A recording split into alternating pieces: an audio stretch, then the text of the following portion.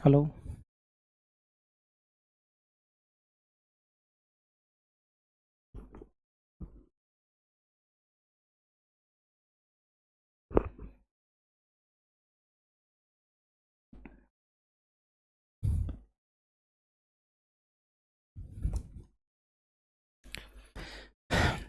तो नमस्कार मेरे प्रिय साथियों, कैसे हैं आप सभी? मुझे उम्मीद है आप सब अच्छे होंगे।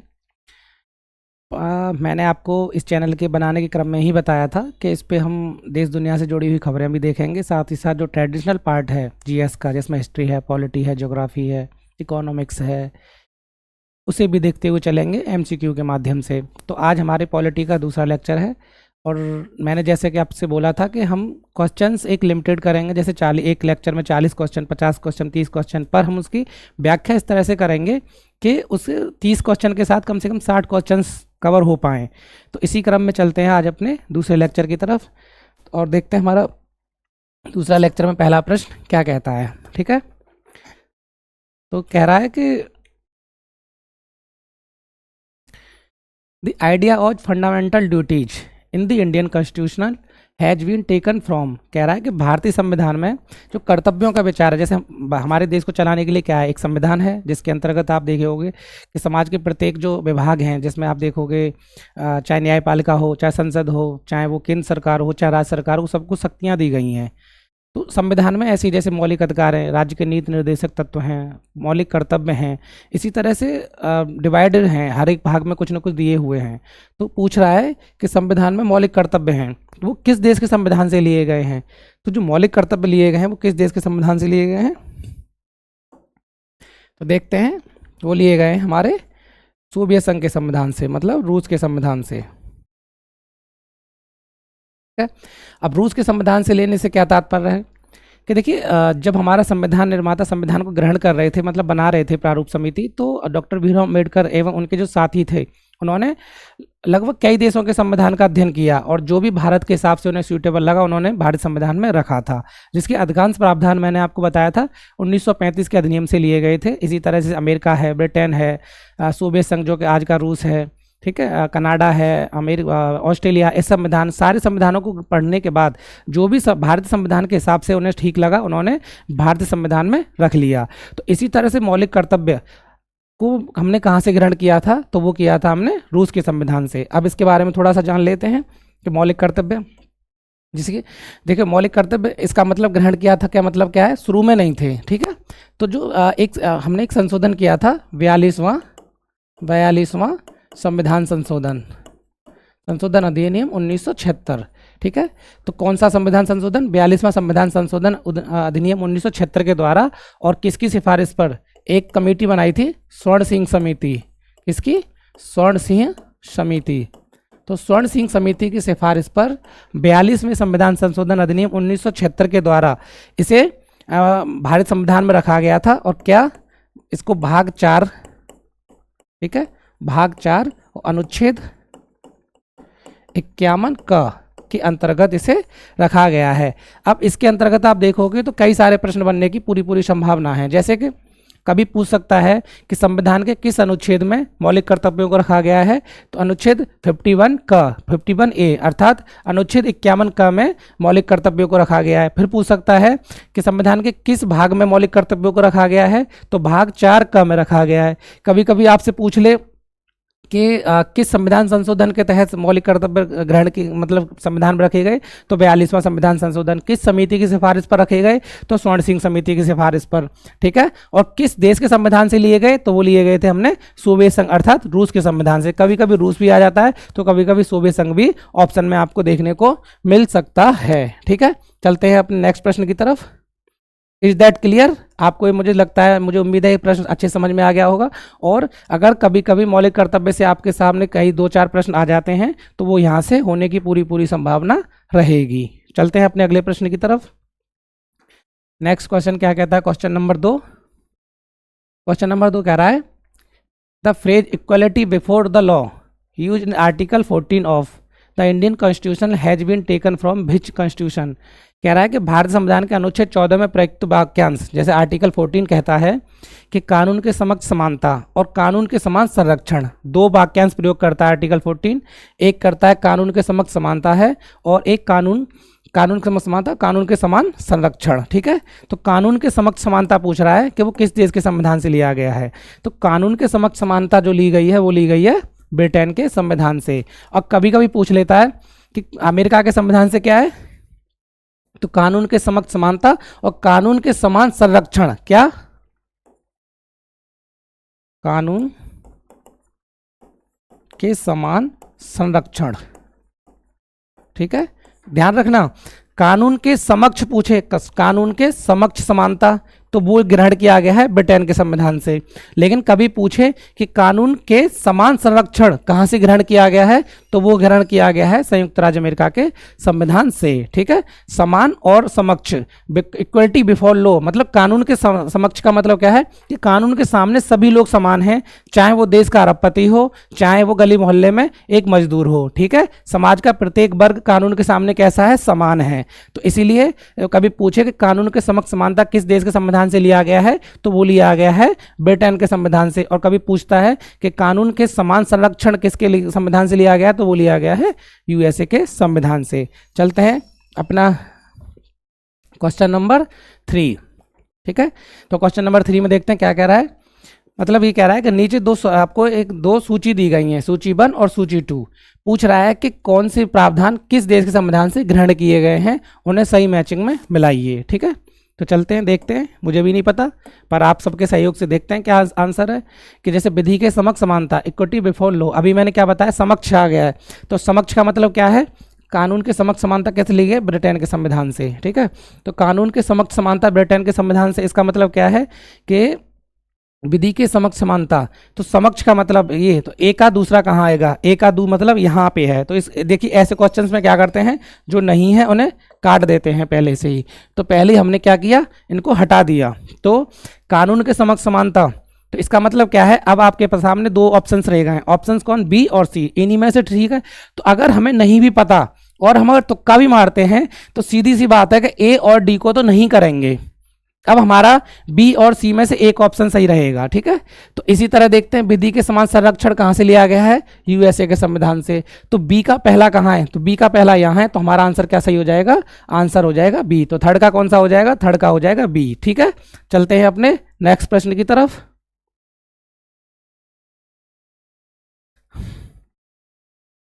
नेक्स्ट क्वेश्चन क्या कह रहा है, देख लेते हैं।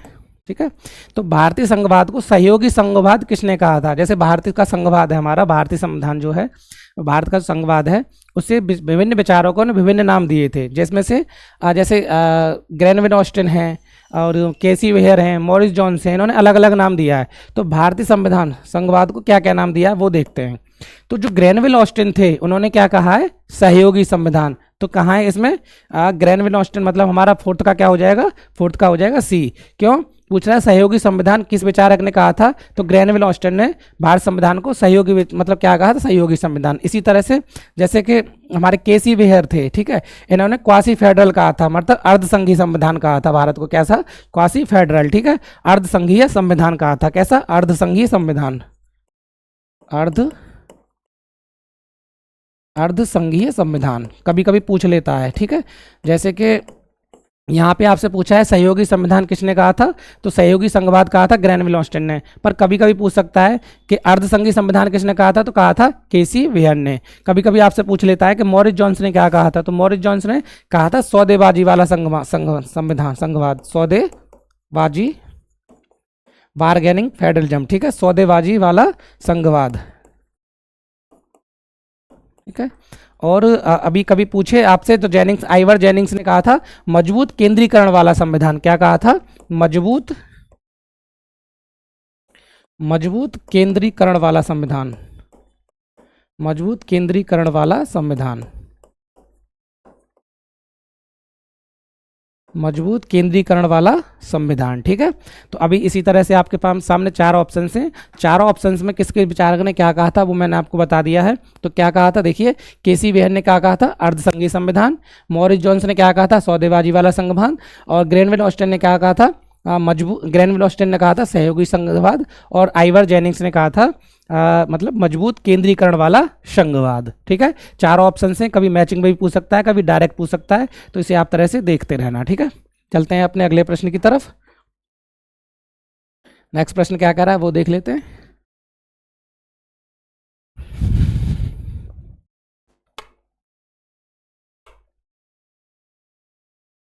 तो नेक्स्ट क्वेश्चन हमारा क्या कहता है वो देखते हैं।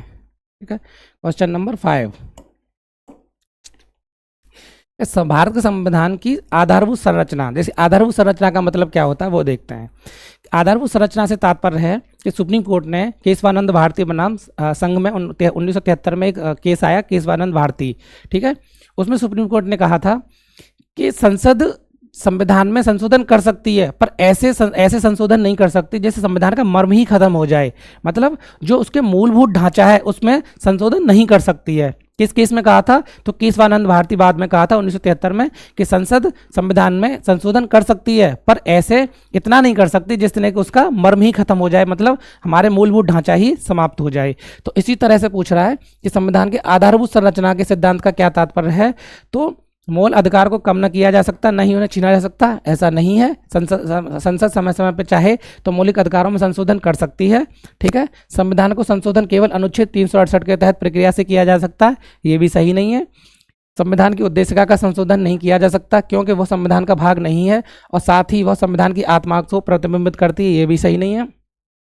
संविधान के कुछ लक्षण इतने अनिवार्य हैं कि उनका संशोधन नहीं किया जा सकता। अर्थात हमारा मूलभूत ढांचा क्या कहता है कि ऐसे संविधान के प्रावधान जो संविधान की आत्मा है, संविधान का मर्म है, जिनमें अगर परिवर्तन किया जाए तो संविधान में जो उसका मर्म है वो चेंज हो जाएगा, ऐसे संशोधन संसद नहीं कर सकती है। तो इसका आंसर क्या हो जाएगा, हमारा आंसर हो जाएगा डी। तो कुछ ऐसे लक्षण जो संविधान का मर्म है उन्हें संसद संशोधन नहीं कर सकती। अब चलते हैं अपने अगले क्वेश्चन की तरफ। नेक्स्ट क्वेश्चन क्या कह रहा है हमारा, question number 6, according to the Indian Constitution which of the following is supreme. कह रहा है कि जैसे हमारा जो भारतीय संविधान है, इंडियन कॉन्स्टिट्यूशन, उसके हिसाब से देश में सर्वोच्च कौन है। जैसे न्यायपालिका है, कार्यपालिका है, संसद है, या स्वयं संविधान है, राष्ट्रपति है, उपराष्ट्रपति है, तो इनमें सुप्रीम कौन, सबसे बड़ा कौन है, तो वही वो पूछ रहा है। ठीक है, तो जैसे भारतीय संविधान के अनुसार निम्नलिखित में से कौन सर्वोच्च है, तो राष्ट्रपति है, सर्वोच्च न्यायालय है, संसद है, या स्वयं संविधान है। तो देखिए जब किसी एक दस्तावेज से सभी पूरा देश चल रहा है, चाहे वो न्यायपालिका की शक्तियां हों, चाहे वो कार्यपालिका की हों, चाहे वो विधायिका की हों, तो वो ऐसा दस्तावेज जो सभी को शक्तियां दे रहा है तो वही सुप्रीम तो होगा। उसके बाद सारी संस्थाएं सुप्रीम हो सकती हैं, पर सबसे सुप्रीम तो वही है जो सबको शक्तियां दे रहा है। तो सबको शक्तियां कौन दे रहा है, तो वो सबसे शक्तियां मिलती हैं भारत के संविधान से। अकॉर्डिंग टू इंडियन कॉन्स्टिट्यूशन ये वो संविधान क्या है, स्वयं शक्तिशाली है। सबसे ज्यादा शक्तिशाली कौन है, इसलिए बोला जाता है कि भारत में लोकतंत्र क्या है, आज भी जीवित है। क्यों, क्योंकि संस्थाएं हावी नहीं हो पाती, क्योंकि सभी की शक्तियां सीमित हैं और सभी की शक्तियां संसद संविधान द्वारा संचालित होती हैं। आदमी स्वयं से कुछ नहीं कर सकता, कोई भी संस्था स्वयं से कुछ नहीं कर सकती, ऐसा कुछ नहीं कर सकती जिससे कि संविधान पर उसका मौलिक ढांचा मतलब मौलिक ढांचे पे आ जाए। ऐसा कोई भी संस्था संशोधन नहीं कर सकती है ना, चाहे वो राष्ट्रपति हो, चाहे वो सुप्रीम कोर्ट हो, चाहे वो विधायिका हो, चाहे वो कार्यपालिका, कुछ भी हो। तो देश में सर्वो सुप्रीम कौन है, तो सुप्रीम है हमारा भारत का संविधान। ठीक है, क्वेश्चन नंबर 6, क्योंकि सभी को शक्तियां यहीं से प्राप्त होती हैं, संविधान से। नेक्स्ट क्वेश्चन चलें, question number 7, which part of the Indian constitution reflect the commitment of the constitution maker towards the peaceful social revolution. कह रहा है कि भारत संविधान का कौन सा भाग है जो शांतिमय सामाजिक क्रांति के प्रति संविधान निर्माताओं की प्रतिबद्धता को प्रदर्शित करता है। तो देखिए जब कभी ऐसा प्रश्न आए आपके सामने कि आप जो हमारी संविधान सभा थी, जो संविधान निर्माता थे, संविधान का जो निर्माता थे, अगर उन पे कभी कोई ऐसा सवाल आता है और ये कहता है कि निम्न में से मतलब जैसे पूछ रहा है कि प्रतिबद्धता क्या थी। तो जैसे चाहे वो हमारी उद्देशिका हो, चाहे मौलिक कर्तव्य हो, चाहे नीति निर्देशक तत्व हो, ये सभी के सभी भारत की प्रतिबद्धताओं को पूरा करते हैं। ठीक है, तो इसमें क्या होगा, उपयुक्त तीनों हो जाएंगे, उपयुक्त तीनों हो जाएंगे इसमें। क्वेश्चन नंबर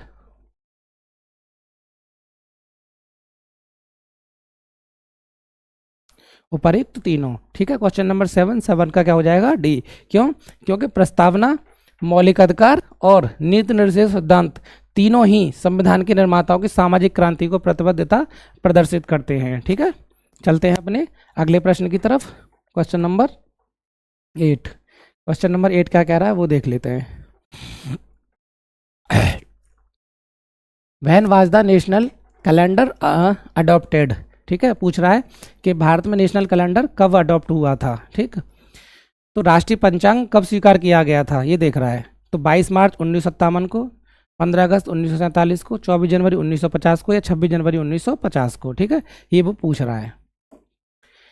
तो राष्ट्रीय पंचांग कब स्वीकार किया गया था, तो ये स्वीकार किया गया था 22 मार्च 1957 को। अब राष्ट्रीय पंचांग से संबंधित कुछ और प्रश्न देखते हैं। तो जो राष्ट्रीय पंचांग है हमारा, राष्ट्रीय पंचांग हमारा 22 मार्च 1957 को स्वीकार किया गया था, और ये किस पर आधारित है, ये शक संवत पर आधारित है। कभी पूछे, शक संवत पर आधारित है। ठीक है, और किस कैलेंडर पर आधारित है, तो ग्रेगोरियन कैलेंडर, ग्रेगोरियन कैलेंडर है ये, ग्रेगोरियन कैलेंडर। ठीक है, ग्रेगोरियन कैलेंडर है, ग्रेगोरियन कैलेंडर पर ये क्या है, आधारित है। ग्रेगोरियन कैलेंडर पर ये क्या है, आधारित है।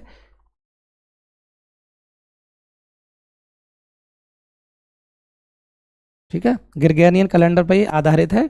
और कब स्वीकार किया गया था, तो 22 मार्च 1957 को स्वीकार किया गया था। ठीक है, तो इस तरह से आप देखोगे। इसके विषय में कभी पूछता है कि किस संवत पर आधारित है, शक संवत पर आधारित है और ग्रेगोरियन कैलेंडर पर आधारित है। इसका पहला जो महीना होता है वो चैत्र का होता है, और चैत्र महीना जो स्टार्ट होता है वो 22 मार्च और लीप वर्ष में 21 मार्च से स्टार्ट होता है। ठीक है, तो चलते हैं अपने अगले प्रश्न की तरफ।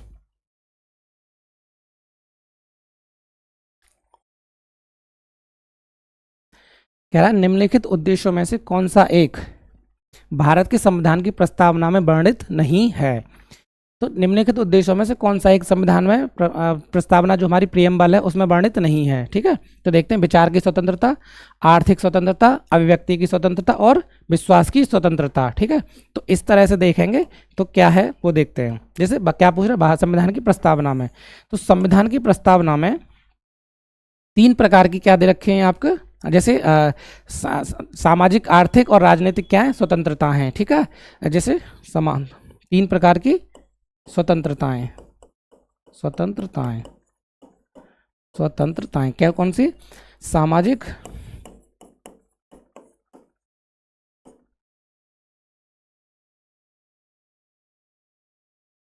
सामाजिक, आर्थिक और राजनीतिक।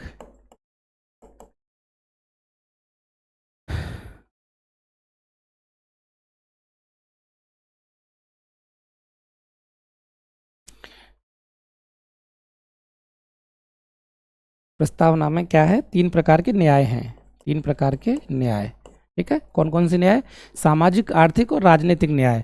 5 प्रकार की क्या है, स्वतंत्रताएं हैं, 5 प्रकार की स्वतंत्रताएं। 5 प्रकार की स्वतंत्रता क्या हम देखोगे, जैसे विचार की स्वतंत्रता, अभिव्यक्ति की स्वतंत्रता, धर्म की स्वतंत्रता, उपासना की स्वतंत्रता है। ठीक है, इसी तरह से 5 प्रकार की स्वतंत्रता है। तो पूछ रहा है निम्नलिखित उद्देश्यों में से कौन सा एक भाग है जो भारत संविधान की प्रस्तावना में वर्णित नहीं है। अब आप देखो, विचार की स्वतंत्रता मैंने बताया 5 प्रकार की स्वतंत्रताओं में, जैसे विचार की स्वतंत्रता है, उपासना की है, धर्म की है, अभिव्यक्ति की है। ठीक है, ये कुछ स्वतंत्रताएं दी गई हैं। इसी तरह से जैसे अभिव्यक्ति की है, विश्वास की है, विचार की, ये स्वतंत्रताएं हैं कितनी प्रकार की, 5 प्रकार की। पर न्याय संविधान प्रस्तावना में दिए गए वो दिए हैं 3 प्रकार के, जिसमें आपको सामाजिक न्याय है, आर्थिक न्याय है और राजनीतिक न्याय है, पर आर्थिक स्वतंत्रता नहीं दी गई है। तो ठीक है, इसमें कौन सा हो जाएगा, आर्थिक स्वतंत्रता। तो प्रस्तावना में क्या वर्णित नहीं है, प्रस्तावना में आर्थिक स्वतंत्रता का वर्णन नहीं है, लेकिन प्रस्तावना में आप देखोगे तो सामाजिक, आर्थिक, राजनीतिक न्याय का वर्णन मिलता है। और 5 प्रकार की स्वतंत्रताएं हैं, जिसके अंदर आप देखोगे विचार की स्वतंत्रता है, अभिव्यक्ति की स्वतंत्रता है, विश्वास की स्वतंत्रता, धर्म की स्वतंत्रता है और उपासना की स्वतंत्रता आपको दी गई है, लेकिन आर्थिक स्वतंत्रता नहीं दी गई, आर्थिक न्याय दिया गया है। ठीक है, चलते हैं अपने अगले प्रश्न की तरफ।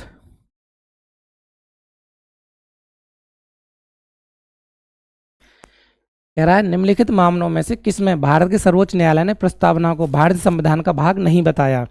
जो प्रियम्बल है, पूछ रहा है कि ऐसा कौन सा वाद था जिसमें सुप्रीम कोर्ट ने नहीं माना कि प्रस्तावना संविधान का भाग है। तो ठीक है, ऐसा केस था हमारा बेरीवाली संघ। ठीक है, जो बेरीवाली केस था, तो बेरीवाली केस में जो 1960 में हुआ था, ठीक है, कब हुआ था, 1960 में। 1960 में बेरीवाली केस हुआ था। उसमें सुप्रीम कोर्ट ने कहा था कि प्रस्तावना जो प्रियम्बल है, उद्देश्य का है, वो संविधान का भाग नहीं है। लेकिन केशवानंद भारती 1973 में, केशवानंद भारती 1973 में कि सुप्रीम कोर्ट ने कहा कि प्रस्तावना संविधान का भाग है। ठीक है, तो जो एक ही केस था बेरूवाली संघ, उस केस, उसमें सुप्रीम कोर्ट ने क्या कहा था कि प्रस्तावना संविधान का भाग नहीं है। लेकिन उसके बाद जितने केस हुए तो उसमें उसने कहा कि प्रस्तावना संविधान का एक मूल भाग है। ठीक है, मर्म है, सुप्रीम कोर्ट ने बोला ऐसा। नेक्स्ट क्वेश्चन, संविधान की प्रस्तावना का विधिक स्वरूप क्या है। ठीक है, यह लागू किया जा सकता है या लागू नहीं किया जा सकता, विशेष परिस्थितियों में लागू किया जा सकता है, उपरोक्त में से कोई नहीं। देखिए इसका मतलब क्या है वो समझिए।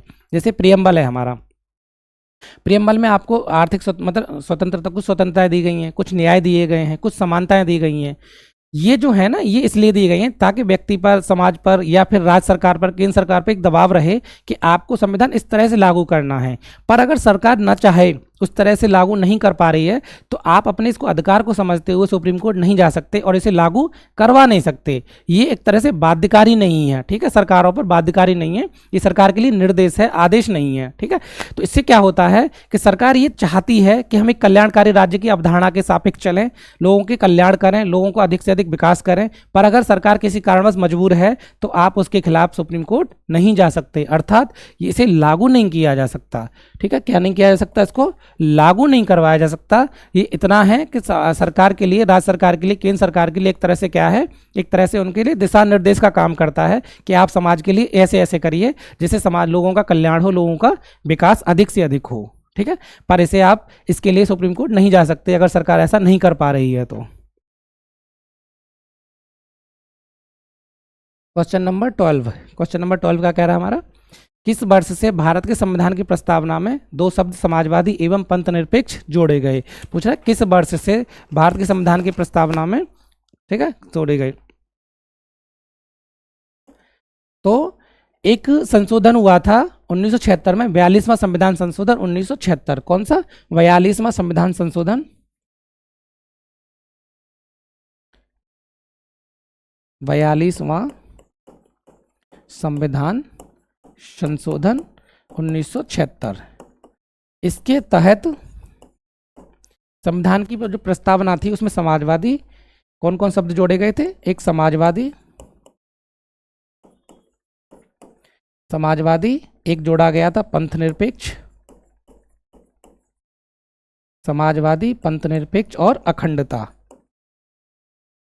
ठीक है, कभी पूछे आपसे कि 42वें संविधान संशोधन द्वारा संविधान की प्रस्तावना में कौन कौन से शब्द जोड़े गए थे, तो प्रस्तावना में 3 शब्द जोड़े गए थे, समाजवादी, पंथनिरपेक्ष और अखंडता। ठीक है, ये 3 शब्द जोड़े गए थे। तो इसका मतलब क्या है, किस वर्ष जोड़े गए थे, तो वो 1976 में जोड़े गए थे। 12 का क्या हो जाएगा, ए हो जाएगा। ठीक है, अर्थात कभी आपसे ये पूछे, ध्यान रखना, प्रस्तावना में आज क्या है, भारत की प्रस्तावना समाजवादी है, पंथनिरपेक्ष है, लोकतंत्रात्मक, गणराज्य भी है और संप्रभु भी है, 5 शब्द हैं। पर अगर भी पूछे कि 1976 से पहले संविधान की प्रस्तावना में क्या था, तो आपको ये 3 शब्द देखने को नहीं मिलेंगे। ध्यान रखना, कभी कभी पूछ लेता है और हो सकता है नहीं प्रश्नों में आगे भी आ जाए, इसलिए बता के चल रहा हूँ कि 1976 के बाद से संविधान की प्रस्तावना में आपको संप्रभु, समाजवादी, पंथनिरपेक्ष और लोकतांत्रिक, गणराज्य, ये 5 शब्द मिलेंगे और उससे पहले ये नहीं मिलेंगे। ठीक है, 76 से पहले ये देखने को नहीं मिलेंगे। क्वेश्चन नंबर 13 क्या कह रहा है कि भारत के संविधान से संबंधित निम्नलिखित कथनों पर विचार कीजिए। The consider following statement related to Constitution of India. संपूर्ण शक्ति का मूलभूत श्रेय जनता है, ये बात बिल्कुल सही है कि भारत के संविधान में प्रस्तावना में क्या कहा गया है, हम भारत के लोग। ठीक है, तो इसका मतलब क्या है कि संविधान को कहाँ से शक्ति मिलती है, भारत के नागरिकों द्वारा, हम भारत के लोगों द्वारा। ठीक है, भारतीय संघ राज्यों की कृति है, इसको देखेंगे। लोक संविधान के अंतर्गत सामाजिक, आर्थिक और राजनीतिक क्या बताया था मैंने, न्याय। ठीक है, जो बता रहा हूं अच्छे से समझ के चलिए, सारी चीजें कवर कर पाओगे। इसके बाद और भी जो क्वेश्चंस होंगे आगे जो क्लासें होंगी उसमें आपको काफी हेल्प मिलेगी, और क्या होगा कि इससे कॉन्सेप्ट क्लियर होते हैं। सुनकर चलिए, अच्छे से चलिए। ठीक है, तो क्या हो गया, लोक संविधान के अंतर्गत सामाजिक, आर्थिक और राजनीतिक न्याय का उपभोग कर सकते हैं, बात सही है। संविधान सब लोगों के प्रतिष्ठा और अवसर की समानता, मैंने क्या बोला, 2 प्रकार की समानता है, अवसर की और प्रतिष्ठा की है। 3 प्रकार के न्याय हैं, सामाजिक, आर्थिक, राजनीतिक न्याय, और 5 प्रकार के क्या है, स्वतंत्रता है, जिसमें आपको धर्म की स्वतंत्रता, उपासना की, विश्वास की, अभिव्यक्ति की, इस तरह की स्वतंत्रता आपको देखने को मिलती है। ठीक है, तो अब इसमें क्या हो जाएगा, अब देखो भारतीय संघ राज्यों की कृति है, ये ऑप्शन गलत है। कैसे गलत है वो देखिए, हमारे आर्टिकल 1 कहता है, अनुच्छेद 1 कहता है कि भारत राज्यों का एक संघ होगा। भारत राज्यों का संघ का मतलब क्या है कि भारत राज्यों से मिलकर नहीं बना है। ध्यान रखना मैं क्या कह रहा हूं, जैसे अमेरिका था पहले 13 राज्यों से मिलकर एक देश बना, जैसे हमने क्या कहा, यूएसए, यूनाइटेड स्टेट, इससे क्या गठित हुआ था वो, इसलिए वहां पे पहले क्या था कि राज्यों को देश से अलग होने का अधिकार था। पर भारत ऐसा नहीं है कि भारत राज्यों से मिलकर बनाओ, है राज्य, पर ये नहीं है कि किसी राज्य को भारत से अलग होने का अधिकार नहीं है। ठीक है, इसलिए संघ है भारत, क्या भारत एक संघ है, यूनियन है इसमें, जिसमें से आपको 28 राज्य और 8 केंद्र शासित मिल जाएंगे प्रदेश, लेकिन इनमें से किसी को भारत से अलग होने का अधिकार नहीं है। ठीक है, तो भारत राज्यों की कृति है, ये ऑप्शन आपके सामने आए तो गलत है। क्यों, क्योंकि भारत एक देश था और शुरू से देश था, इसके अंदर मतलब 545 रियायतें थी, जैसे आज 28 राज्य हैं तो वो सब भारत का हिस्सा थी। इसी तरह ये नहीं कह सकते कि 542 रियासतें या 545 रियासतों ने मिलकर एक देश बनाया, ऐसा नहीं है। जैसे अमेरिका के परिप्रेक्ष्य में कहा जाता है कि 13 राज्यों ने मिलकर एक देश बनाया था, ऐसा भारत नहीं है। ठीक है, भारत राज्यों का क्या है, एक यूनियन है, संघ है। तो इसमें क्या हो जाएगा हमारा, ये ऑप्शन गलत हो जाएगा। इसके साथ ही 1, 3, 4 जहां भी होंगे ओनली 1, 3, 4, 1, 3 और 4, तो ये हमारा क्या हो जाएगा 13 का सी, तो ये ऑप्शन हमारा सही हो जाएगा। क्वेश्चन नंबर 14, भारत के संविधान की प्रस्तावना में कितने प्रकार के न्याय, मैंने क्या बोला, कितने प्रकार के न्याय, तो 3 प्रकार के न्याय। कितने प्रकार की स्वतंत्रता, 5 प्रकार की स्वतंत्रताएं हैं। कितनी, 5 प्रकार की स्वतंत्रता। समानता कितने प्रकार की हैं, 2 प्रकार की स्वतंत्रता। और भ्रातृत्व बंधुत्व की भावना कितनी, 1 प्रकार की। तो जहां 3, 5, 2, 1 होगा वही ऑप्शन हमारा सही हो जाएगा। तो 3, 5, 2, 1 कहाँ पे है हमारा, 3, 5, 2, 1 है हमारा ऑप्शन नंबर 1 में, तो हमारा ऑप्शन नंबर 1 क्या हो जाएगा, सही हो जाएगा। ठीक है, तो 3 प्रकार के न्याय फिर बता दे रहा हूँ, सामाजिक, आर्थिक, राजनीतिक न्याय हैं। 5 प्रकार की स्वतंत्रता है, जिसमें आपको विचार, अभिव्यक्ति, उपासना, धर्म की स्वतंत्रता मिल जाएगी। समानता में आप अवसर की समानता और प्रतिष्ठा की समानता देख लोगे, और भ्रातृत्व में आपको बंधुत्व देखने को मिल जाएगा। ठीक है, तो इस तरह से ये प्रस्तावना में मूलभूत शब्द हैं जो कभी आपको क्वेश्चन में देखने को मिल जाता है। कोई भी एग्जाम हो, किसी भी, चाहे रेलवे हो, पुलिस हो, चाहे यूपीएससी हो, यूपीपीएससी हो, किसी बड़े से बड़े एग्जाम में यहाँ से प्रश्न आपको देखने को मिलते हैं। ठीक है, विचार, धर्म। चलते हैं अपने नेक्स्ट क्वेश्चन की तरफ। 3, 5, 2, 1 हो ही गया है।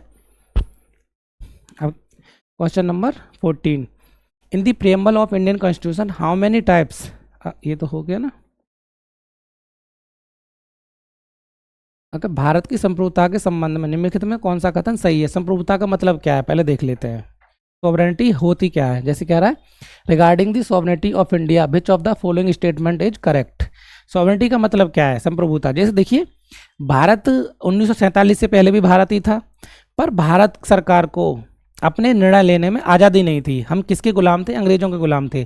तो ऐसी परिस्थिति जब किसी देश की सरकार का निर्णय दूसरे देश की सरकार ले, मतलब जब किसी देश के अंदर का निर्णय किसी और देश की सरकार ले, तो वो कहते हैं कि वो देश संप्रभु नहीं है। संप्रभु का मतलब क्या है कि आप अपने देश के निर्णय वहाँ की चुनी हुई सरकार ले, या वहाँ की जो भी सरकार है वो ले, तो वो देश कैसा होता है, वो देश होता है संप्रभु। ठीक है, तो इस तरह से भारत राष्ट्रमंडल का संप्रभुता के संबंध में, तो भारत राष्ट्रमंडल का सदस्य, ये बात सही है, राष्ट्रमंडल की सदस्यता के कारण भारत की संप्रभुता कम हो जाती है, ये कहना गलत है।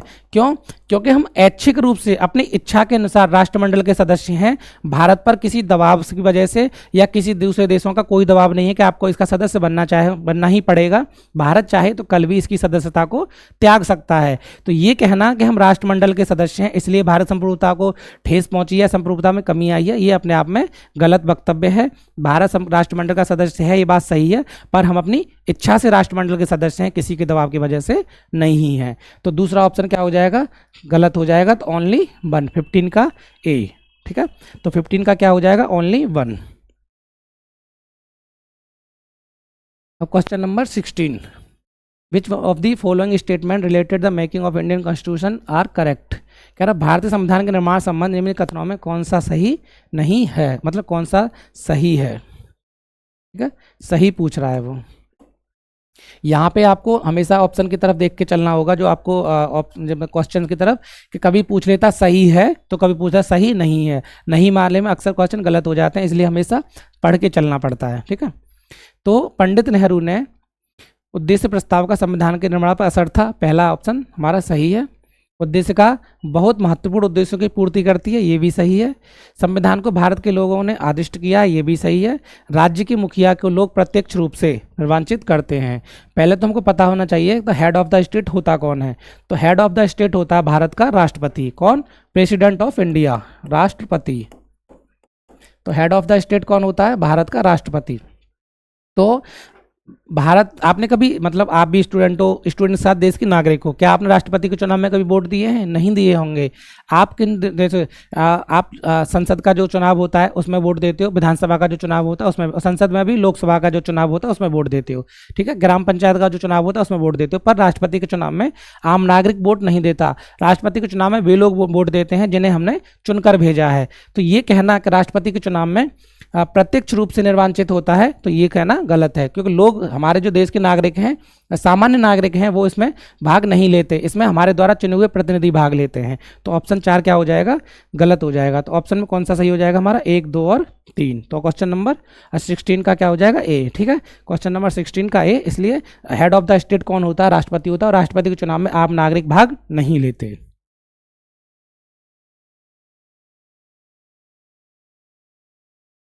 राष्ट्रपति के चुनाव में आम नागरिक भाग नहीं लेते, ध्यान रखना।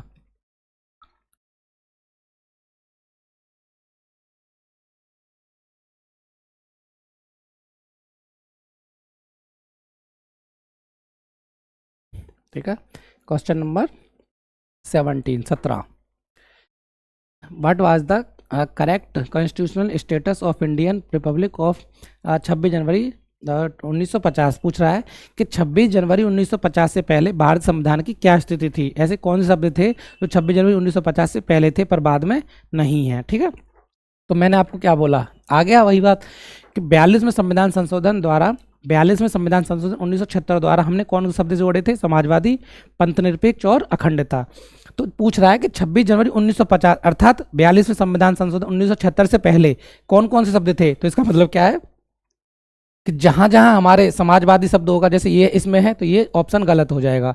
पंथनिरपेक्ष, ये भी गलत हो जाएगा। अब लोकतांत्रिक गणराज्य, संप्रभु संपन्न लोकतांत्रिक गणराज्य, संपूर्ण प्रभुत्व संपन्न, पंथनिरपेक्ष, इसमें भी है, तो ये क्या हो जाएगा, ये भी गलत हो जाएगा। तो हमने कौन कौन शब्द जोड़े थे, संपूर्ण प्रभुत्व संपन्न लोकतांत्रिक गणराज्य, संपूर्ण प्रभुत्व संपन्न पंथनिरपेक्ष लोकतांत्रिक। अब देखिए इस, ये दोनों हमारे क्या हो गए, गलत हो गए, क्योंकि यहाँ पंथनिरपेक्ष समाजवादी, ये दोनों तो हमारे क्या हो गए, गलत हो गए। अब पूछ रहा है कि ऐसी कौन सी स्थिति थी, ठीक है। तो संपूर्ण प्रभुत्व संपन्न लोकतांत्रिक गणराज्य, ये क्या थे, 26 जनवरी 1950 में जो भारत की प्रस्तावना थी उसमें कौन शब्द मिलते हैं, तो संपूर्ण प्रभुत्व संपन्न, यहाँ तक लोकतांत्रिक और गणराज्य, ठीक है।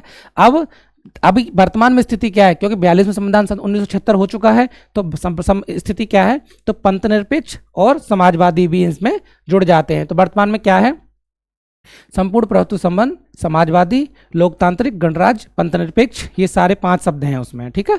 चलते हैं अपने आगे की तरफ।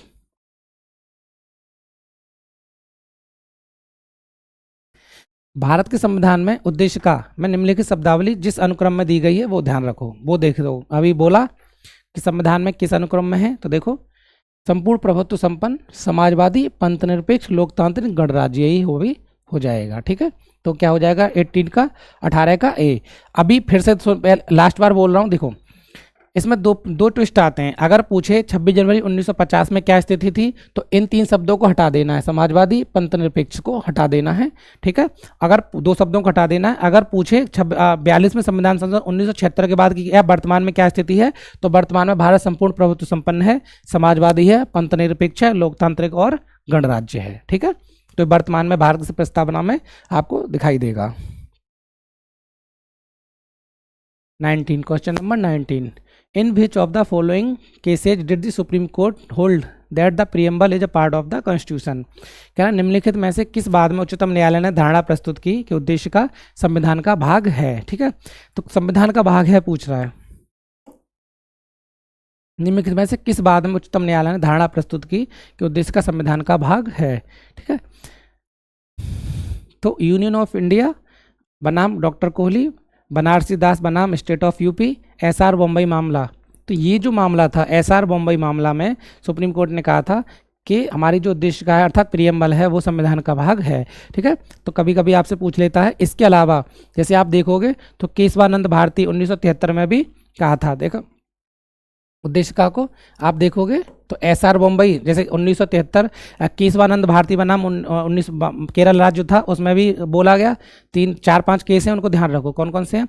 एक केशवानंद भारती बनाम पंजाब राज्य। ठीक है, तो एक तो ये हो जाएगा केशवानंद केस 1973 में हो गया। दूसरा एसआर बम्बई मामला हो गया। तीसरा एलआईसी वाला मामला था जिसमें सुप्रीम कोर्ट ने कहा था कि प्रीएम्बल क्या है, उद्देश्य का क्या है, संविधान का एक महत्वपूर्ण भाग है। ठीक है, कौन कौन से केस थे, तो केशवानंद भारती मामला था 1973, एसआर बम्बई मामला था 1994 और एलआईसी ऑफ इंडिया मामला था 1995। अगर कभी पूछे कि किस केस में उद्देशिका को संविधान का भाग नहीं माना गया तो बेरूबाली संघ। ठीक है, बेरूबारी संघ, बेरूबाली मामला। बेरूबारी मामला कब हुआ था, 1960 में। ठीक है, तो बेरूबारी मामला 1960 में हुआ था। तो बेरूबारी मामला में 1960 में कहा था सुप्रीम कोर्ट ने कि प्रस्तावना संविधान का भाग नहीं है। ठीक है, तो ध्यान रखना। तो किस केस में मना किया था कि प्रस्तावना संविधान का भाग नहीं है, तो वो बोला था बेरूबाली संघ 1960 में।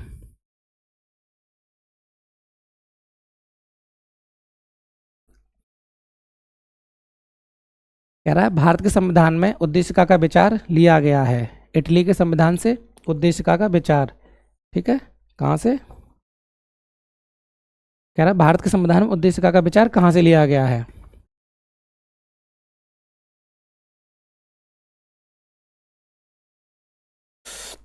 भारत उद्देशिका का विचार देखिए, प्रियम्बल जो है ना, प्रियम्बल का विचार कहाँ से लिया गया कभी पूछे तो प्रियम्बल का विचार प्रस्तावना का जो विचार लिया गया है, विचार वो लिया गया है यूएसए के संविधान से। ठीक है, लेकिन प्रस्तावना की भाषा कहाँ से ली गई है, तो ली गई है ऑस्ट्रेलिया के संविधान से। कहाँ से, ऑस्ट्रेलिया के संविधान से। कभी पूछे तो कहाँ से ली गई है, ऑस्ट्रेलिया के संविधान से।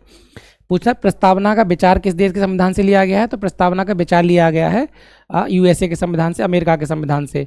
पर कभी पूछे कि प्रस्तावना की भाषा कहाँ से ली गई है, तो प्रस्तावना की भाषा ली गई है ऑस्ट्रेलिया के संविधान से। प्रस्तावना से रिलेटेड 2 क्वेश्चन हैं, आप देख लीजिए कि प्रस्तावना का विचार लिया गया अमेरिका के संविधान से और प्रस्तावना की भाषा ली गई है ऑस्ट्रेलिया के संविधान से। तो इसका क्या आंसर हो जाएगा, प्रस्तावना का विचार यूएसए के संविधान से।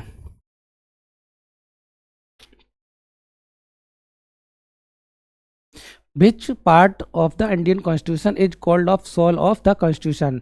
भारत संविधान का कौन सा भाग संविधान की आत्मा कहलाता है, तो मूल अधिकार, राज्य की नीति निर्देशक तत्व, उद्देशिका और संवैधानिक उपचारों का अधिकार। तो जो हमारी प्रियम्बल है, उद्देशिका है, तो संविधान का क्या कहलाता है, संविधान की आत्मा कहलाती है। अब जैसे राजनीतिक, एक इसी को कहा था संविधान प्रियम्बल को, प्रस्तावना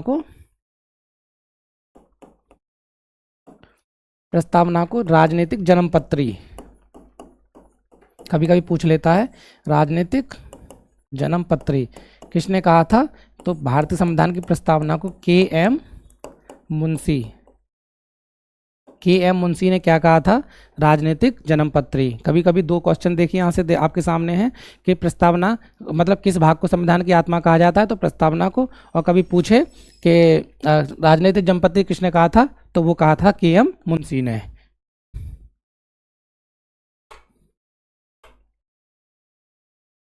ठीक है,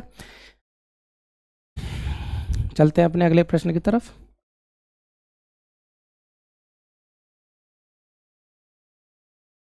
question number 22, consider the following statement. निम्नलिखित कथनों पर विचार कीजिए। भारत एक लोकतांत्रिक राज्य व्यवस्था है, बात सही है। भारत एक लोकतांत्रिक देश है क्योंकि हमारी सरकार क्या चुनकर आती है, ठीक है। भारत एक प्रभुसत्ता संपन्न राज्य है, ये भी सही है। भारत में लोकतांत्रिक समाज है, ये भी बात सही है। और भारत एक कल्याणकारी राज्य है, ये भी ठीक है। तो आंसर क्या हो जाएगा इसका डी, अर्थात चारों ऑप्शन सही हैं। 1 2 3 4 क्या होता है, तीनों चारों ऑप्शन क्या हो गए, सही है, ठीक है।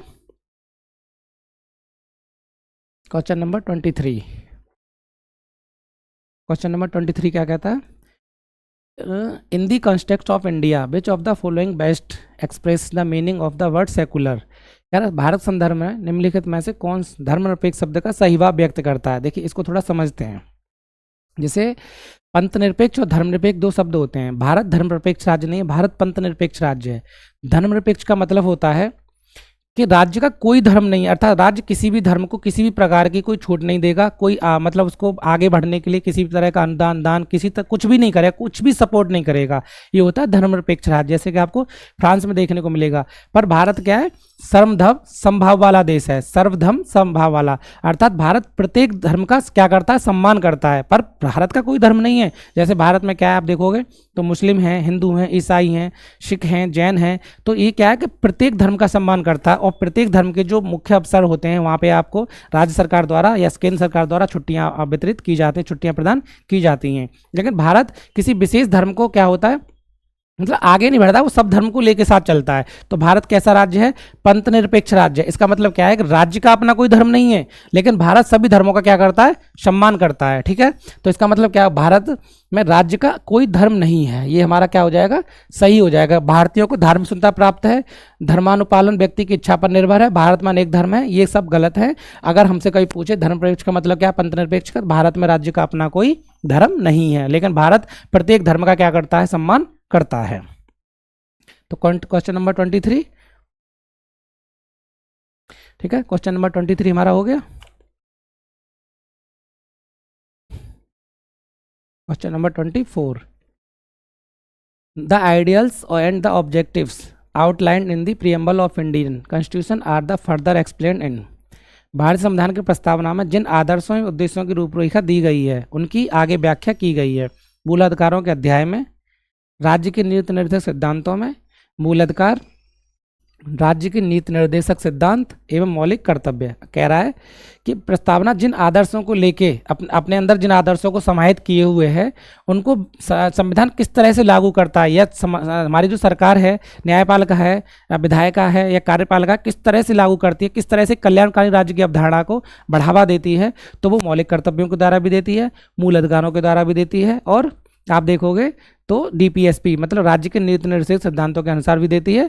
तो ये इस तरह से क्या है कि संविधान का प्रत्येक भाग उद्देश्य काम में जो दिया गया उसकी पूर्ति करता है, उसे आगे लेकर चलता है। तो ये देखो, मूल अधिकार, राज्य के नीति सिद्धांत और मौलिक कर्तव्य अध्यायों में, तो ये तीनों ही अध्याय प्रस्तावना में दिए गए आदर्शों एवं उद्देश्यों की पूर्ति करते हैं, ठीक है। तो इसका क्या 24 का क्या हो जाएगा, 24 का हो जाएगा सी, ठीक। क्वेश्चन नंबर, अब नेक्स्ट देखते हैं।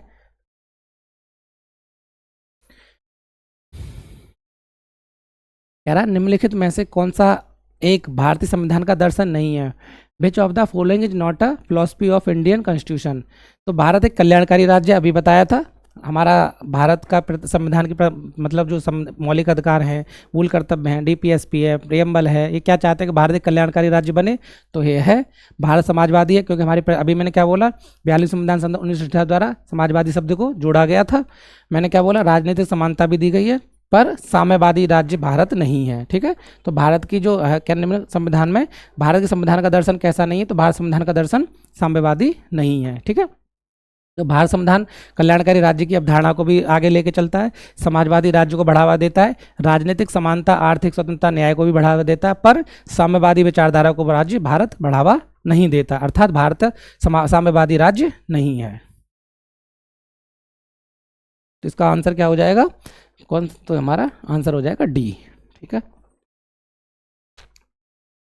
क्वेश्चन नंबर 26, निम्नलिखित में से कौन सी शब्दावली भारत के संविधान में उल्लिखित नहीं है। वार्षिक वित्तीय विवरण, विनियोग विधेयक, बजट और भारत की संचित निधि, ठीक है। तो पूछ रहा है कि ऐसा कौन सा शब्द है जो भारत के संविधान में वर्णित नहीं है। देखिए अभी आज 1 फरवरी है, 1 फरवरी को क्या बजट पास हुआ है, अभी जो मैं आज क्लास ले रहा हूँ, बेशक कल पढ़े, पर आज जैसे 1 फरवरी को बजट पास होता है, ठीक है।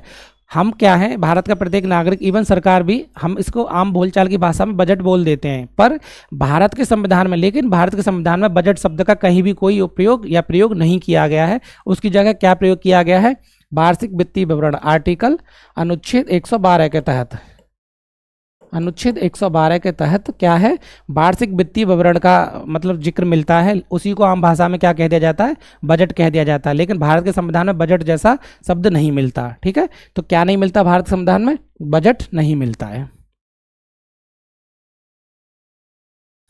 क्वेश्चन नंबर 27, भारत के संविधान के निम्नलिखित अनुच्छेदों में कौन सा समान नागरिक संहिता से संबंधित है, समान नागरिक संहिता से संबंधित है। समान नागरिक संहिता, देखिए ये है आर्टिकल अनुच्छेद 44, कौन सा 44, ये आता है हमारे संविधान के डीपीएसपी के अंतर्गत। डीपीएसपी अर्थात राज्य के नीति निर्देशक सिद्धांतों के अंतर्गत आता है। राज्य की नीति निर्देशक सिद्धांत देखोगे तो हमारे अनुच्छेद 36 से 51 तक वर्णित हैं। ठीक है, और भाग 4 में, ठीक, किसमें, भाग 4 में। ठीक है, तो डीपीएसपी आपको कहाँ मिलेंगे, तो भाग 4 में आपको कहाँ मिल जाएगा,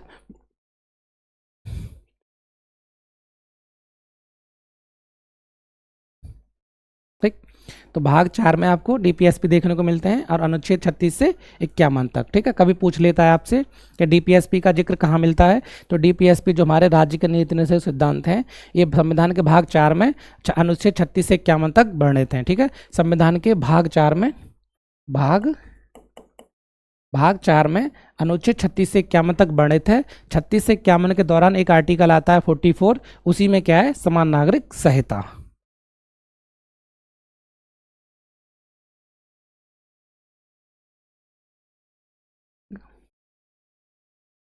अब चलते हैं question number 28, the provision of autonomous district council under the 6th schedule of Indian Constitution does not apply to the which north east state.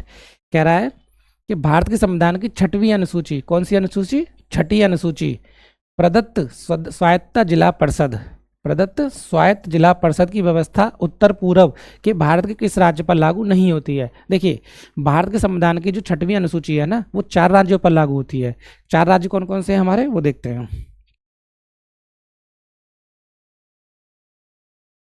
देखिए 4 राज्य कौन से हैं, तो एक है उसमें असम, मेघालय, त्रिपुरा, असम, मेघालय, त्रिपुरा और मिजोरम, असम, मेघालय, त्रिपुरा और मिजोरम। ठीक है, तो संविधान की 6वीं अनुसूची, 6वीं अनुसूची किन 4 राज्यों पर लागू होती है, असम, मेघालय, त्रिपुरा और मिजोरम। अब देखिए, असम, मेघालय, असम है, मेघालय है, त्रिपुरा है, नहीं है तो कौन सा नहीं है, नागालैंड है। अब इसमें पूछ क्या रहा है, नहीं नहीं होती है, ध्यान रखना। तो किस राज्य पर लागू नहीं होती है, तो नागालैंड पर लागू नहीं होती है। ठीक है, 28 का क्या हो जाएगा, सी हो जाएगा। तो कभी पूछे आपसे कि संविधान की 6वीं अनुसूची किन 4 राज्यों पर लागू होती है, तो असम, मेघालय, त्रिपुरा, मिजोरम 4 राज्यों पर, और पूछे नहीं होती है तो इन 4 राज्यों के अलावा किसी राज्य पर लागू नहीं होती है। ठीक है, क्वेश्चन नंबर 29 कह रहा है, from which article of the Indian constitution has the supreme court derived the right to livelihood, right to privacy, right to dignity and right to hearing. Bharat संविधान के किस अनुच्छेद के उच्चतम न्यायालय ने जीविका का अधिकार, निजता का अधिकार, सम्मान का अधिकार एवं सुनाई अधिकार दिया है। ठीक है, अधिकार निकाले हैं। तो आर्टिकल 21, इसका सीधा सा आंसर क्या दे देता हूँ मैं, आर्टिकल 21 अनुच्छेद 21 कहता है राइट टू प्राइवेसी, जो हमारे निजता का अधिकार है और हमारे जो धार्मिक मतलब क्या होते हैं, जीवन जीने का अधिकार है, ये सब कहाँ है आपके आर्टिकल 21 में। अनुच्छेद 21 में क्या है, तो अनुच्छेद 21 में 4 जितनी भी प्रावधान है सब अनुच्छेद 21 में आपको देखने को मिलते हैं। ठीक है, तो 29 का क्या हो जाएगा, 29 का हो जाएगा बी। ठीक, अब कह रहा है निम्नलिखित में से कौन सा भारत के संविधान का भाग वैसे सही सम्मिलित नहीं है। मतलब आपको एक तरफ भाग दे रखे हैं, उन भाग में कौन कौन से प्रावधान है वो दे रखा है, अब कौन सा सम्मिलित नहीं है वो हमें बताना है। जैसे भाग 3 मौलिक अधिकार सही है, कभी पूछता है कि भाग 3 में कौन सा भाग, मतलब भाग 3 के अंदर क्या प्रावधान है, तो मौलिक अधिकारों का मतलब फंडामेंटल राइट्स। ठीक है, पूछे भाग 4 राज्य की नीति निर्देशक सिद्धांत, मैंने अभी बोला आपको भाग 4 में क्या है, डीपीएसपी है। भाग 5 में मौलिक कर्तव्य, भाग 2 में नागरिकता। तो जो मौलिक कर्तव्य है सबसे पहले मैंने क्या बताया था, वो भाग 5 में नहीं है बल्कि 5 क में है। ठीक है, कौन से 5 क में,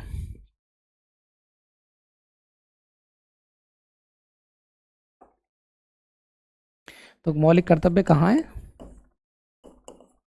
मौलिक कर्तव्य, ठीक है, कहाँ कहाँ मिलेंगे आपको? संविधान के भाग 5 क में, ठीक है, भाग 5 क के अंतर्गत आपको मौलिक कर्तव्य देखने को मिलेंगे। और अनुच्छेद क्या है?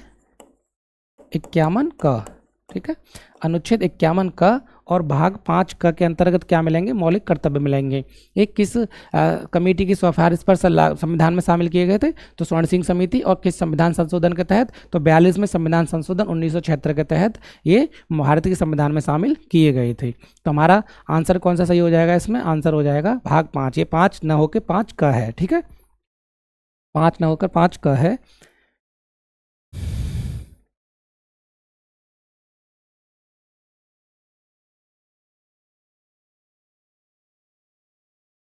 चार का, सॉरी भाई थोड़ी मिस्टेक हो गई है, ठीक है, ये 5 का नहीं है, ये 4 का है, ठीक है, क्योंकि हमारे भाग 4 में क्या है? डीपीएसपी है। उसी से आगे बढ़ते हुए आर्टिकल 4 का में क्या शामिल कर दिया है? मौलिक कर्तव्यों को, ठीक है। चलते हैं हम थोड़ा आगे।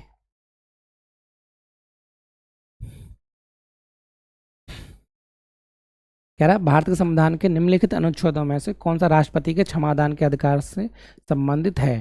तो कह रहा है जैसे सुप्रीम कोर्ट क्या होता है, जैसे पुलिस पकड़ती है, न्यायालय सजा देता है, तो सजा के बाद जो उनको अगर जैसे किसी मुजरिम को सजा हुई, सजा के बाद अगर उसकी उसकी सजा को कोई कम कर सकता है या खत्म कर सकता है, तो ये अधिकार सिर्फ राष्ट्रपति को है, केंद्र के प्रावधानों के, राज्य में राज्यपालों को है, ठीक है। तो सुप्रीम कोर्ट का अगर किसी ने सजा दी है तो उस सजा को खत्म या समाप्त करने का या कम करने का अधिकार किसको है? राष्ट्रपति को। पूछ रहा है कि किस अनुच्छेद के तहत है, ठीक है। तो अनुच्छेद हमारा कौन सा हो जाएगा? 72। आर्टिकल 72 के तहत क्या है? ये राष्ट्रपति को क्षमादान की शक्तियां प्राप्त हैं। जैसे जिसमें क्या होता है? विराम है, ठीक है, लघुकरण है। इसमें क्या, जैसे मानो किसी व्यक्ति को सजा हुई है तो क्षमादान की शक्ति दे सकता है, उसकी सजा को बिल्कुल माफ़ कर सकता है राष्ट्रपति।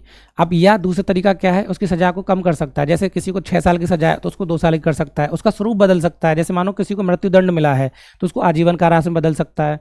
किसी की सजा को इस आधार पर, जैसे कोई लड़की औरत है और मानो वो सजा अपनी जेल के अनुसार, जेल के दौरान वो प्रेग्नेंट हो जाती है, तो उसकी सजा को क्या करना है? वो राष्ट्रपति देख सकता है, कम कर सकता है, ठीक है, या क्षमा कर सकता है। तो ऐसी विशेष परिस्थितियों में मंत्रिपरिषद की सलाह पर राष्ट्रपति ये सब निर्णय लेता है। किस आर्टिकल के तहत? आर्टिकल 72 के तहत, ठीक है। क्षमादान की शक्ति किसको प्राप्त है? तो राष्ट्रपति को प्राप्त है, आर्टिकल 72 के तहत, ठीक है। तो किस अनुच्छेद के तहत? अनुच्छेद 72 के तहत। अब कह रहा है सूची 1 को सूची 2 से मिलाइए, ठीक है। जैसे संविधान का भाग दे रखा है, संविधान के भाग 15, ठीक।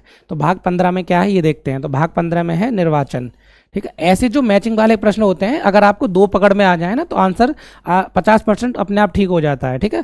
तो जैसे ए का क्या है? तो ए का हो जाएगा हमारा निर्वाचन।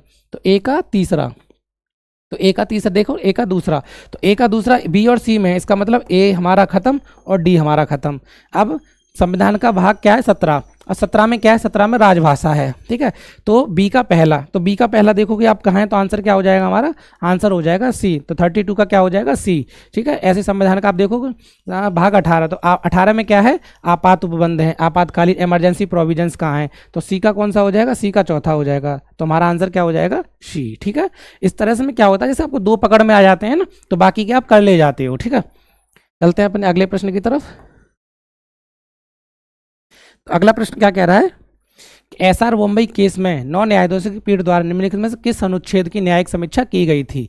तो न्यायिक समीक्षा किसकी की गई थी वो देखते हैं। देखिए, जो भारत संविधान का अनुच्छेद 356 है उसमें क्या है कि राष्ट्रपति शासन के बारे में बताया गया है कि जैसे किसी राज्य की सरकार संविधान के प्रावधानों के सही से अमल नहीं कर पाती है या केंद्र सरकार के निर्देशों का पालन नहीं करती है, तो ये केंद्र सरकार को हक होता है, अधिकार होता है कि वहाँ पे वो राष्ट्रपति शासन लगा सकती है अगर शासन सुचारू रूप से नहीं चल पा रहा है तो, ठीक है। तो इसमें कौन सा है? अनुच्छेद 356। तो इसका क्या है, बड़ा मिसयूज हो रहा था। केंद्र सरकार अगर किसी राज्य में अपोजिशन, मतलब जैसे मानो अगर सेंटर में बीजेपी है और किसी राज्य में दूसरी पार्टी की सरकार है, तो ऐसे में क्या करती थी कि जो राज्य सरकार, केंद्र सरकार थी, इसका दुरुपयोग करती थी इस आर्टिकल का 356 का। तो एसआर मुंबई केस में 9 न्यायाधीशों की पीठ का इसी की समीक्षा की गई थी और बोला गया था सेंट्रल गवर्नमेंट को कि आप इस आर्टिकल का मिसयूज ना करें, ठीक है। आप अपनी अपनी मर्जी से इस आर्टिकल का यूज ना करें। ये तभी यूज किया जाए जब ऐसी परिस्थितियां बन गई हैं कि केंद्र सरकार के मतलब क्या होता है, निर्णय के हिसाब से या केंद्र सरकार के हिसाब से या संविधान के हिसाब से राज्य सरकार निर्णय नहीं ले पा रही है या राज्य में सुचारू रूप से शासन नहीं चल पा रहा है, ठीक है। तभी इसका आर्टिकल का यूज करें। तो 356 क्या है, राष्ट्रपति शासन है। जैसे जैसे राष्ट्रपति शासन आम भाषा में बोल देते हैं, तो वो क्या है, अनुच्छेद 356 है।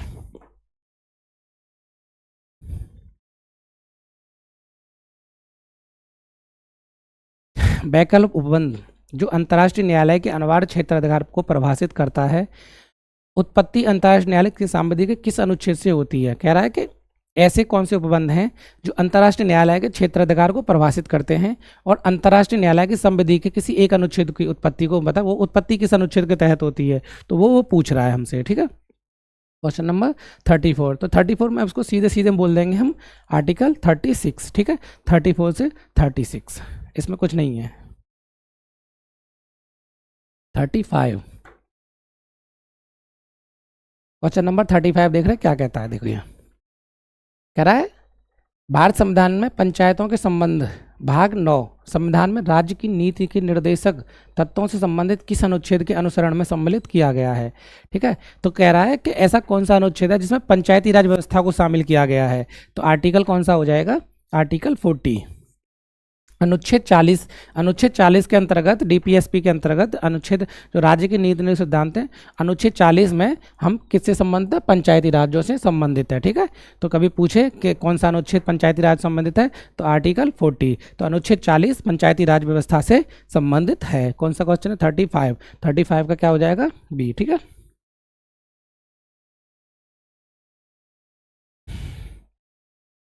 कह रहा है अंतर्राज्यीय नदियों के या नदी दलों के जल संबंधी विवादों का निर्णय भारतीय संविधान के किस अनुच्छेद के अंतर्गत लिया जाता है। तो ये लिया जाता है हमारा आर्टिकल 262 के तहत। अगर दो राज्यों के बीच में किसी नदी के जल को लेकर विवाद है तो इसका निर्णय अनुच्छेद 262 के तहत किया जाता है, जिसमें सुप्रीम कोर्ट इंटरवीन कर सकता है या एक कमेटी बनाई जा सकती है। केंद्र सरकार एक कमेटी बना सकती है, सुप्रीम कोर्ट एक कमेटी बना सकता है। तो किस अनुच्छेद के तहत, वह अनुच्छेद 262 के तहत। इसी तरह अनुच्छेद 263 क्या कहता है, अंतर्राज्यीय परिषद का प्रावधान करता है। कौन सी परिषद का, अंतर्राज्यीय परिषद। अंतर्राज्यीय परिषद कभी कभी पूछ लेता आपसे कि संविधान के किस अनुच्छेद के तहत अंतर्राज्यीय परिषद का प्रावधान है, मतलब दो राज्यों के लिए जो परिषद है तो वो किस अनुच्छेद के तहत बनाई जाती है, अनुच्छेद 263 के तहत, ठीक है। जैसे नदी जल के विवादों को समाधान के लिए कमेटी किस गठित है, तो कमेटी गठित की जाएगी 262 के तहत।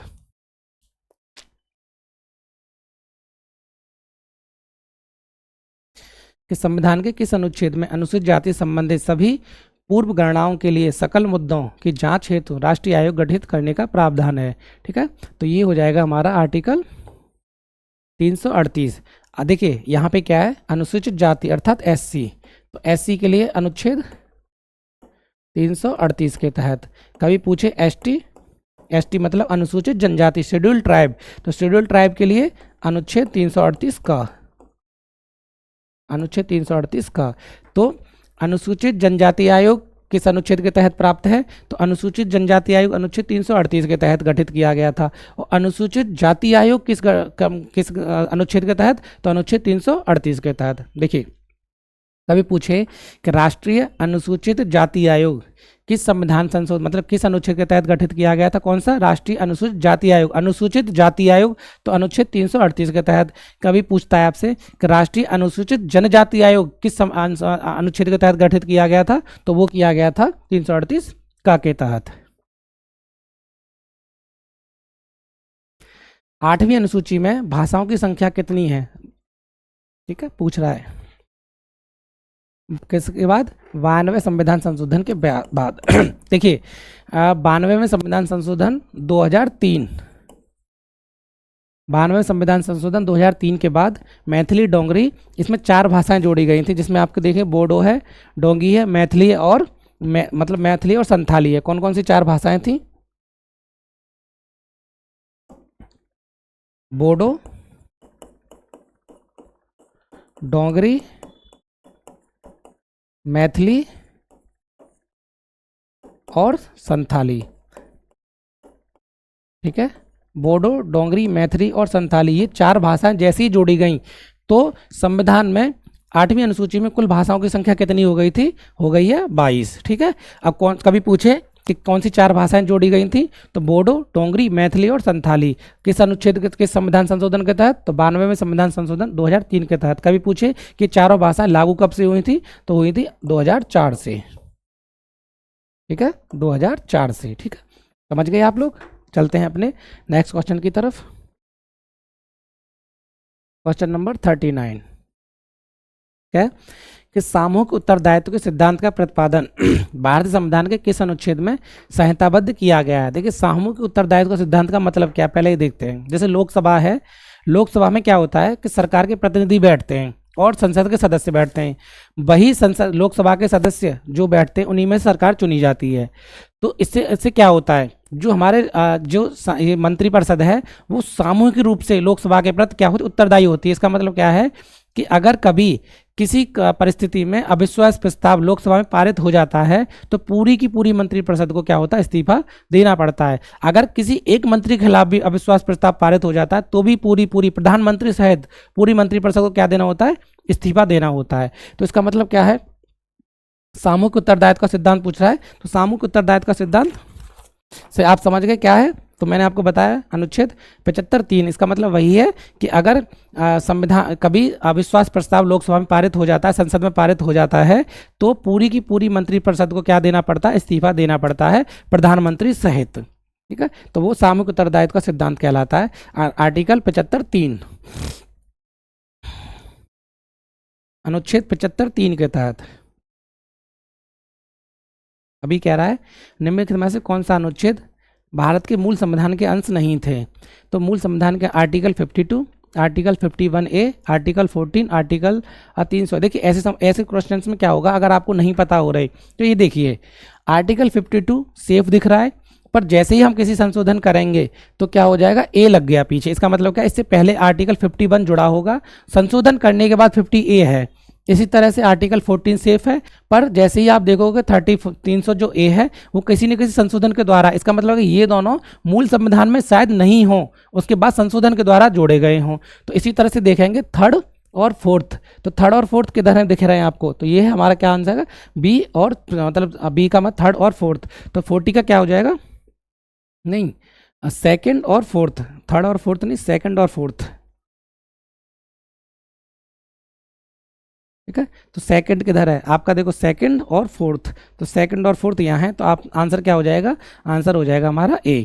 अब देखिए 51 का मैं क्या बताया आपको, 51 का मैंने बोला मौलिक कर्तव्य जोड़े गए थे, और अनुच्छेद 301 के तहत क्या था, संपत्ति के अधिकार को मौलिक अधिकार से हटाकर 301 के तहत कैसा कानून बना दिया गया था, तो उसको बना दिया गया था, मतलब संपत्ति के अधिकार को कानूनी अधिकार बना दिया गया था, जो कि पहले मौलिक अधिकार था। आर्टिकल 301 के तहत संपत्ति के अधिकार को कानूनी अधिकार बना दिया गया था। ठीक है, समझ रहे, 44वें संविधान संशोधन 1978 के द्वारा।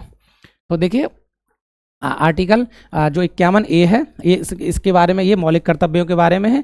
आर्टिकल 300A इसमें क्या है कि एक हमारे संपत्ति का अधिकार था, उसे 44वें संविधान संशोधन 1978 के द्वारा 301 में डाल के उसे कानूनी अधिकार बना दिया गया है। ठीक है, तो इसका आंसर क्या हो जाएगा हमारा, सेकंड और फोर्थ, तो ए हो जाएगा। ठीक है, तो आज हमारे 40 क्वेश्चंस कंप्लीट हो गए, और मुझे उम्मीद है कि ये लेक्चर आपके काफ़ी फेवर में रहेगा, आप इसे अच्छे से करोगे। तो इसके साथ साथ आपको मानो क्वेश्चन 40 हैं कम से कम, लेकिन इसके साथ साथ आपको 40 से 50 क्वेश्चन और कराए गए हैं, बल्कि 100 क्वेश्चन के आसपास आपको इस एक लेक्चर से कवर कर दिए गए हैं। तो मुझे उम्मीद है कि ये लेक्चर आप अच्छे से देखोगे और देखने के बाद इसे अच्छे समझने की कोशिश करोगे। नेक्स्ट लेक्चर में आपके सामने जल्दी ही लेकर आऊँगा। धन्यवाद।